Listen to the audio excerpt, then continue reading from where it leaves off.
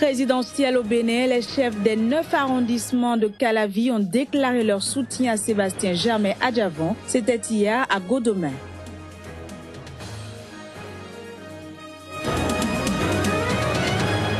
En RDC, la force de maintien de la paix des Nations Unies a un nouveau commandant. Il s'agit du général sud-africain Derrick Mgwebi.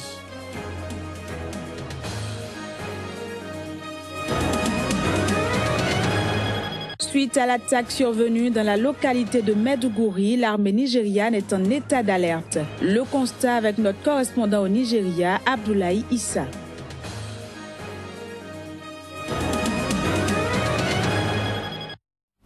C'était là le sommaire de cette édition. Mesdames, Messieurs, bienvenue. Au Bénin, le samedi dernier, l'hélicoptère transportant le Premier ministre Lionel Zinsou a subi un crash à Djougou. L'enquête ouverte à cet effet révèle qu'il s'agit d'une erreur humaine. Suivons les précisions sur l'enquête avec le ministre des Transports, Gustave Sonon. Il est au micro de Kodjovi Ametonou et Juste Donrissou.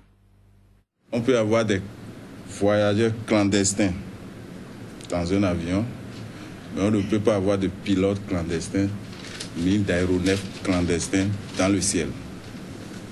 Ça n'existe nulle part. C'est pour dire qu'on ne peut pas dire qu'un appareil n'est immatriculé pour ceci. Son certificat de navigabilité est valide. Et on ne doit pas de visite technique. La preuve, il y a juste après 2 semaines que ça a subi un check-up au Nigeria. L'enquête préliminaire nous a permis d'avoir ces informations. Les lieux ont été sécurisés. Le carburant a été retiré par la Sonacop. Ensuite, la boîte noire, les indices qui vont permettre aux enquêteurs de faire leur travail ont été mis sous scellé. La suite, au niveau ministériel, nous allons mettre en place une commission d'enquête. Je crois par arrêté, ça va être fait aujourd'hui même pour pouvoir permettre de d'élucider correctement ce qui s'est passé. Ce que je puis vous dire, la procédure en la matière est engagée sur le plan international. L'OACI, les instances sont saisies. Et nous avons des accords de coopération avec les bureaux d'enquête. C'est vrai, si nous n'avons pas toutes les compétences qu'il faut pour faire l'analyse, interpréter la boîte noire, nous avons des accords avec les pays frères qui vont nous aider à procéder au détail. Toujours au Bénin, mais une autre politique à présent. Les forces politiques coalisées autour du chef de l'arrondissement de Godomè, Germain Kadjadodo, ont apporté leur soutien à Sébastien Adjavon. Leur déclaration a été faite à Godomè, dans la commune d'Abomey-Calavi. Reportage. Cette décision, que ses auteurs jugent courageuse, fera date dans l'histoire politique de la commune d'Abomey-Calavi. Les 9 arrondissements réunis ont pris l'engagement solennel de s'aligner derrière Sébastien Germain Adjavon. Le 28 février, population d'Abomey-Calavi et de Soava, nous vous demandons de mettre le chaos pour le président Adjavon Sébastien. Nous ne voulons plus continuer à rester tel qu'on était. Nous avons été les fidèles collaborateurs du président de la République ces 10 dernières années. Tout ce qui a été fait pendant les 10 ans, nous assumons. Notre contrat termine le 5 avril à minuit. Mais pour éviter tout ce qui pourrait arriver dans le futur, nous avons préféré prendre notre destin à main. Mais pour parvenir à ce choix, des études ont été faites et les résultats, tout aussi explicites que les initiaux de Sébastien Germain Adjavon, sont ainsi clairs. Ce nom-là et ces prénoms ne sont pas choisis au hasard. Sébastien, qu'est-ce que ça veut dire? Ça veut dire que c'est un homme sociable. Germain, qu'est-ce que ça veut dire? Ça veut dire que c'est un homme de générosité. Adjavon, c'est un homme d'action.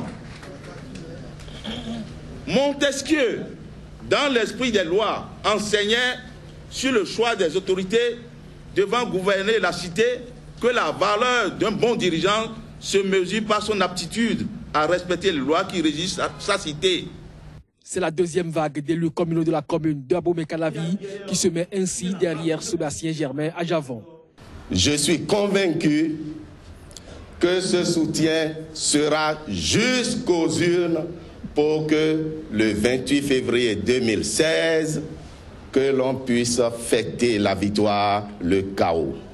Lentement mais sûrement, avec cette vague de ralliement, la victoire de Sébastien à Javon pour février 2016 se construit. On reste au Bénin. Les pétards sont des objets très prisés par nombre d'enfants et d'adultes en période des fêtes de fin d'année. Une pratique à risque aussi bien pour les utilisateurs que l'entourage. La voix de la police à travers ce reportage. Période de fin d'année, une fièvre s'empare des populations à divers niveaux de la société. L'idée de refermer une année pour en ouvrir une nouvelle est bien souvent à la base d'excitations mal contrôlées. Dans la recherche de plaisir sonore, des enfants, voire des adultes, s'adonnent à l'explosion de pétards. Des engins qui, au contact de forte chaleur, détonnent. Mais les friands de ces pratiques n'en mesurent pas les risques. Ça peut créer ce que nous appelons en matière pénale les causes de blessures volontaires sur ces utilisateurs. Tout le monde a en image la main déchiquetée montrée par la presse il y a quelques années. Et il y en a plus que ça. Il y a que l'entourage, les personnes de troisième âge, lorsqu'elles entendent cette détonation, ça peut créer des crises cardiovasculaires pour ces personnes-là et elles peuvent passer de la vie autre part.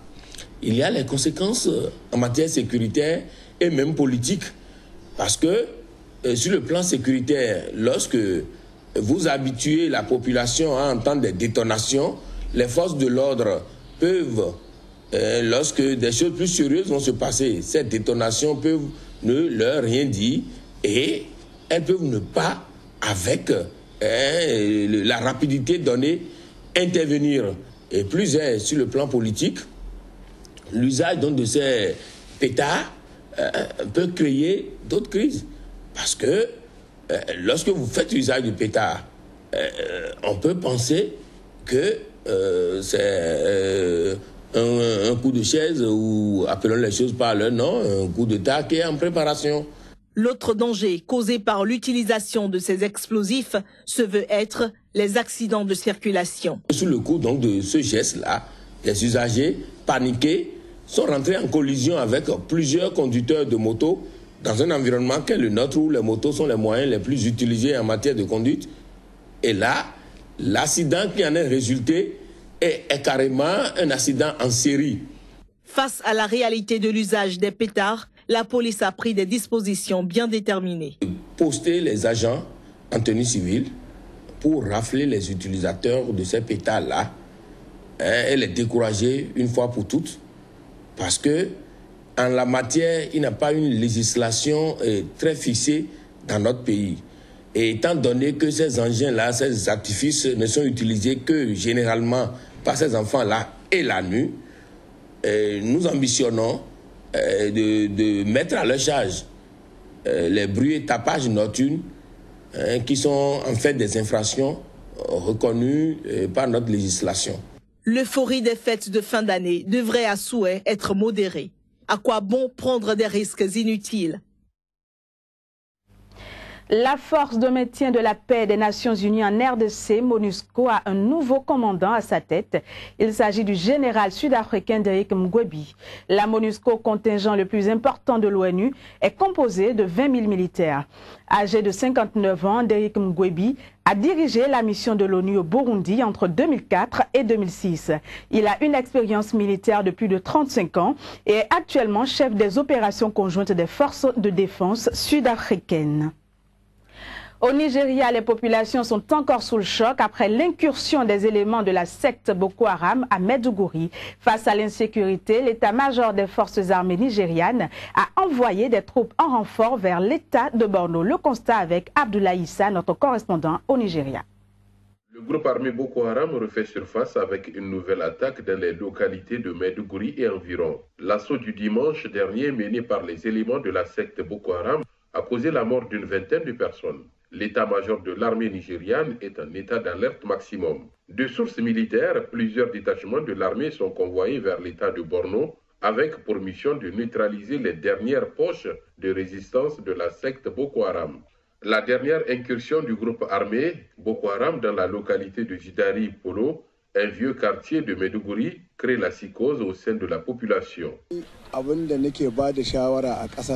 Mon conseil, il y a lieu que l'État cherche à discuter avec les éléments de Boko Haram. C'est vrai, les choses se compliquent pour les militaires, car quand vous vous battez avec des ennemis invisibles, il est très difficile de les mettre hors d'état de nuire. Mais avec ce gouvernement, et vu l'allure avec laquelle les autorités gèrent le problème de Boko Haram, ça demande beaucoup de moyens, en information, logistique et autres. La population aura bien évidemment son mot à dire.